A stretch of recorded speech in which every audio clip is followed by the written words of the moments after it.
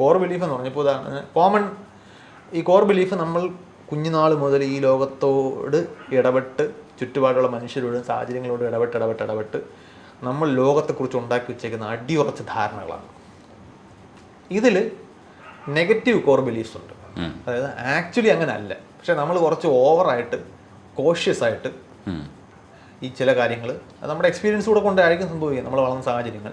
ഇപ്പോൾ ഉദാഹരണത്തിന് ഈ ലോകത്തെ മനുഷ്യരാരും ശരിയല്ല, ആരെയും വിശ്വസിക്കുക. ഇങ്ങനെ ഒരു ധാരണ കൊണ്ടു നടക്കുന്ന ഒരാൾ, അതൊരു കോർ ബിലീഫായിട്ട് കൊണ്ടു നടക്കുന്ന അയാൾക്ക് മനസ്സിലാവില്ല അയാൾ അങ്ങനെ ഒരു ധാരണ കൊണ്ടു നടക്കുന്നത്. കാരണം അയാളുടെ ഭയങ്കര പ്രിമിറ്റീവ് തോട്ടാണ്. അതിൻ്റെ അടിസ്ഥാനത്തിൽ അയാൾ ഒരു ഇൻ്റർമീഡിയറ്റ് ബിലീഫ് ഉണ്ടാക്കി വെച്ചിട്ടുണ്ട്. ആരെങ്കിലും വന്നൊരു കാര്യം പറഞ്ഞാൽ ഉടനെ അത് വിശ്വസിക്കരുത്. കാരണം എന്താണ്, അകത്ത് കിടക്കുന്ന ബിലീഫ് ഒരാളും സത്യസന്ധരല്ല, അപ്പോൾ വിശ്വസിക്കരുത്. അപ്പോൾ വിശ്വസിക്കാത്ത ഒരാളെ പോലെ ആയിരിക്കും അയാൾ. ഇപ്പോൾ ഒരു സെയിൽസ്മാൻ ഒരു സാധനം വിൽക്കാൻ കഴിഞ്ഞാൽ ഉടനെ അവൻ പറ്റിക്കാനാണ് വരുന്നതെന്നായിരിക്കും നമ്മൾ അങ്ങനെ അടിസ്ഥാനം ഇവിടെ ഒന്നും വേണ്ട അങ്ങനത്തെ പ്രതികരണങ്ങൾ വരുന്നത് നമ്മൾ ഉറപ്പിച്ചു കഴിഞ്ഞു. എന്താണ്, ഇയാൾ ശരിയല്ല, ഇയാളെ വിശ്വസിക്കാൻ കൊള്ളത്തില്ല.